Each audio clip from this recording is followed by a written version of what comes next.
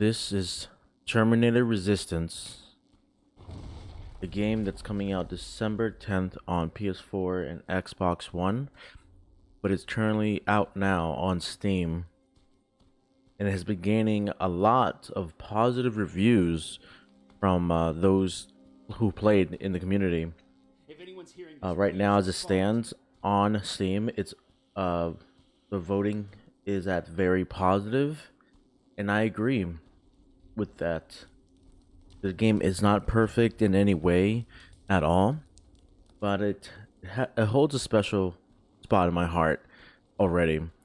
It's a game that I've kind of been wanting, and it's crazy that I feel like I haven't gotten it since Terminator Redemption on the PS2,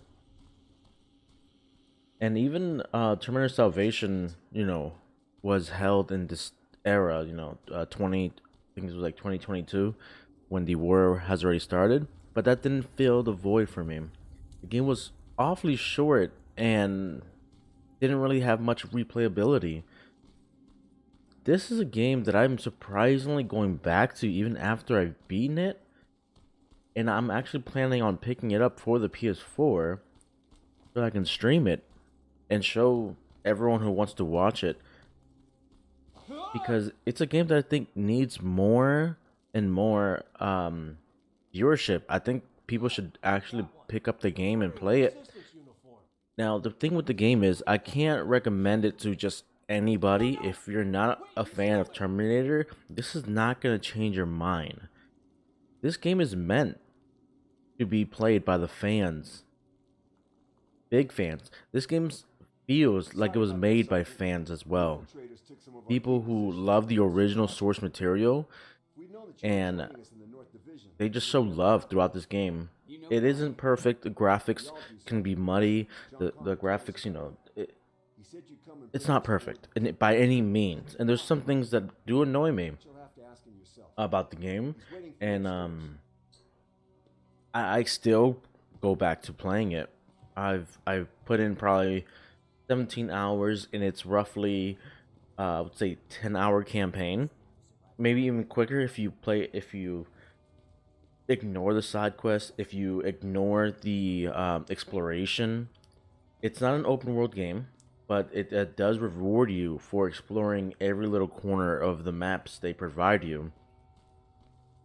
And unbelievably, I found it really easy even on the hardest difficulty. There were some hard moments in the game, but I did not get stuck in any boss fights or anything like that. The game was actually just fun from beginning to end. And with mods on PC, I feel like the game will get better and better. It's still early on, but there's already like at least 5 mods for the game. And I'm pretty sure later down the road, these big fans are gonna be making some really great mods that I'm keeping an eye on. So I'm excited for that. Let's see how they would change the games. But for my 20 plus hours so far, I've been enjoying it, like I said, and it's not a game that's going to be meant for everyone. Not everyone's going to enjoy this game.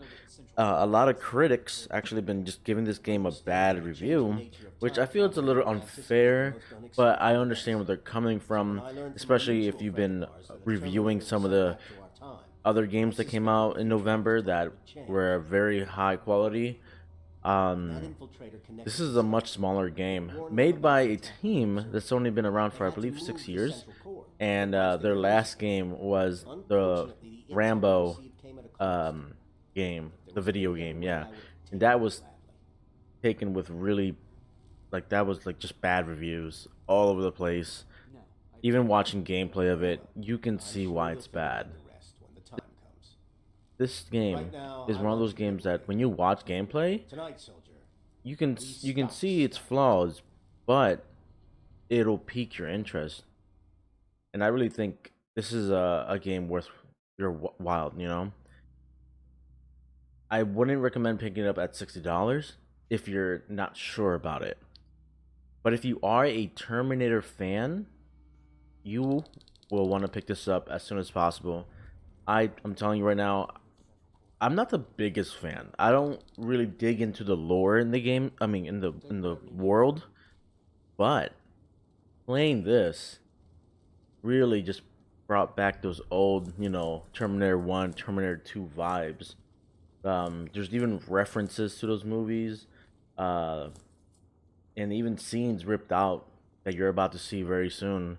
There's gonna be a scene here that's been ripped out of Terminator 2 when John Connor's walking through the hallway, and Sergeant Rivers, it's time. this is I this want you to is take a team of my towards the end of the soldiers game, and but find your way to we're stop not those really terrorists. spoiling anything We have to destroy special those except for the turrets level to the design. TDE, but don't But yeah, worry. there's things ripped right out of Relax. the movies because this actually It's in is your hands, canon to Rose. the story. Follow me. Um, these are the final moments right here, when the Resistance does their final push, their biggest push onto Skynet's base, Commander. and they're trying to take down the central computer and the central core.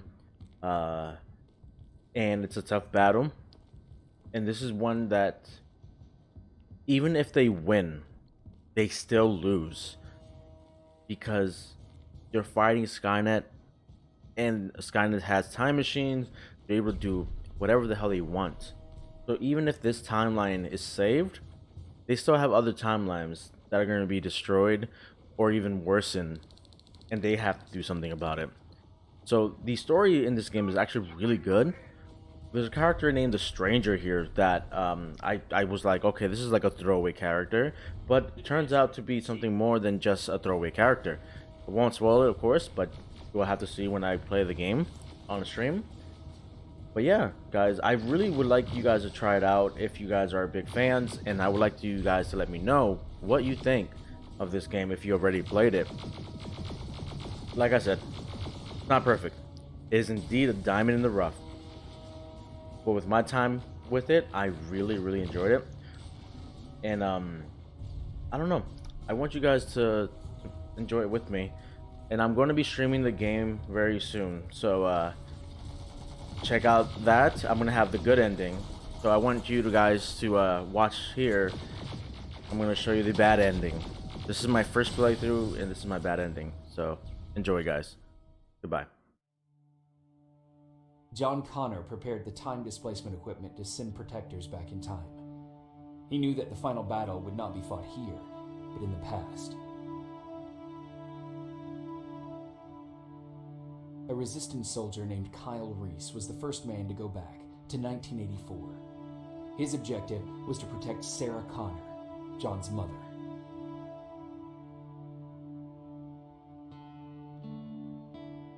The second one was not a man, but a Terminator.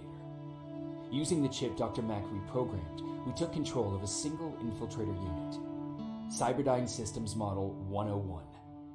It was sent back to 1995 to intercept the sole T-1000 prototype and protect a young John Connor.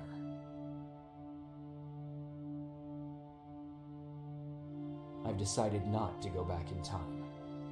Plenty of volunteers wanted to take my place. John Connor chose a man from amongst them. I only hope that he does a better job than I did.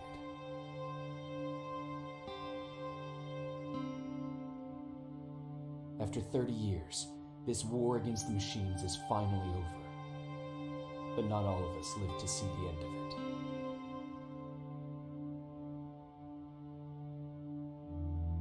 We never found Baron's body in the shelter. She never stopped fighting, and if she's still alive, I doubt she ever will. She was the leader we needed in wartime, but I'm not sure if she'll find a place during this time of peace.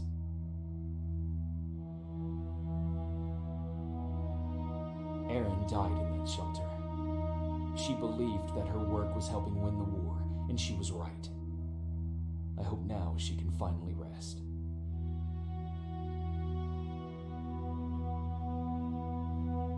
Ryan stayed in the shelter and died. He was a good man with a good heart.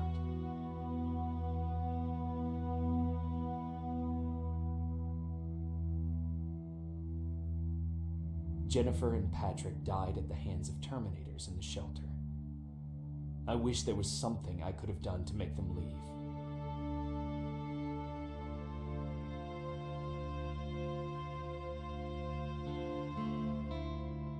Baron asked me to kill Mac, but I couldn't do it.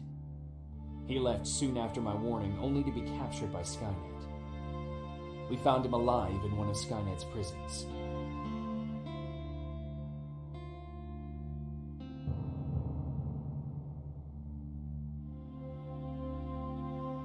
And as for me, it was time to start over.